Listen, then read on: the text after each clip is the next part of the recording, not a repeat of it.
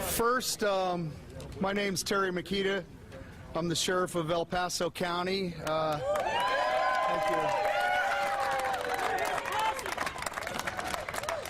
Let me, I'll try to be brief, although that's not my nature. But first and foremost, let me thank every one of you that came out or made the journey from your community to be here and stand with us in support of what we believe is right.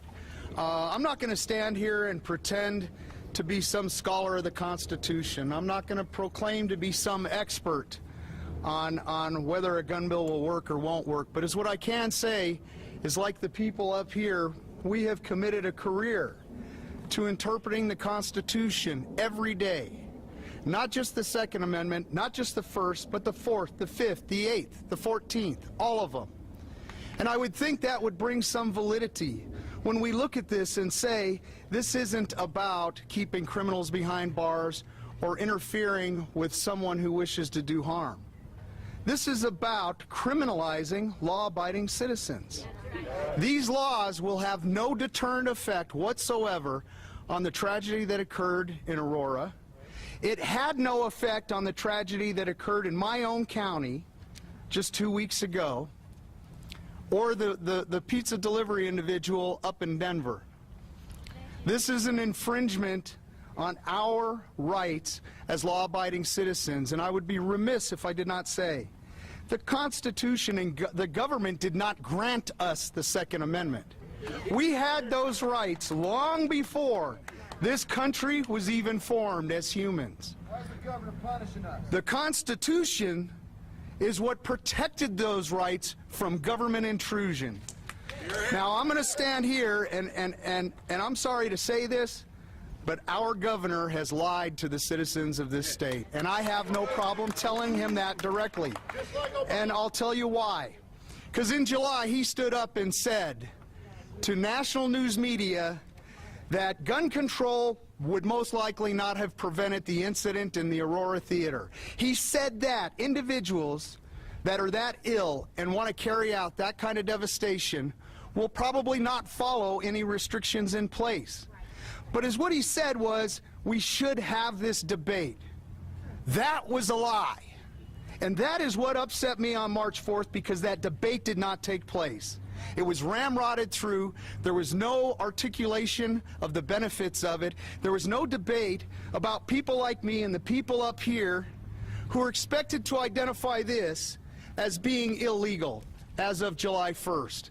Is there anybody here that can tell me which of these magazines, if we assume today's July 15th, is an illegal magazine? I have almost a century of experience. Can you guys look at these and tell me? Neither. Well, I'll probably break the law if it's July 15th. Look at it and tell me. I just did a transfer. That law targets law-abiding citizens. It criminalizes people that intend to follow the law. And it doesn't just stop with the magazine ban.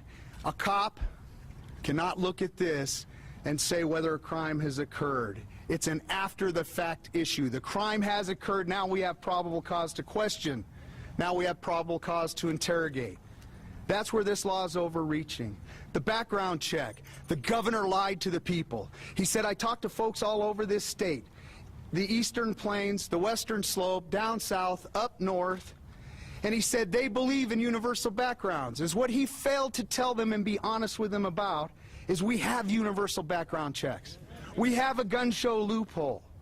Is what he's targeting is my ability to turn to a person I went through the police academy with and say, Jim, I would assume I surround myself with law-abiding citizens. If you want to borrow this magazine, I trust you. And no, in my heart, Jim is not going to go out and shoot up a theater or a school or a place of employment. He's going to use it responsibly and give it back to me. That's what this law targets. That is what is so wrong.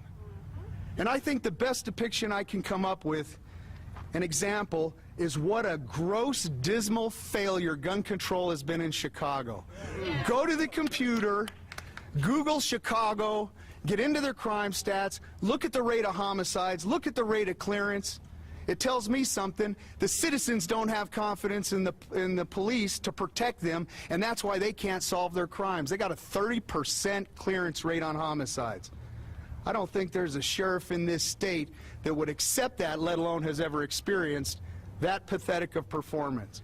But I've seen it around the world, and the reason it exists is because citizens do not believe government can protect them. Therefore, they don't step out and identify those that are committing homicides and murders in their communities.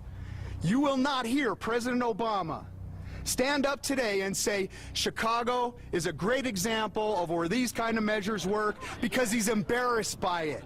He knows it's a failure. Every study out of the Department of Justice has shown these restrictions are a failure. This is about taking a world full of predators, a world full of wolves, and creating more sheep to defeat the wolves. Now, I stole that line from a very intelligent individual because I'm not that smart. But I think it says exactly what's happening.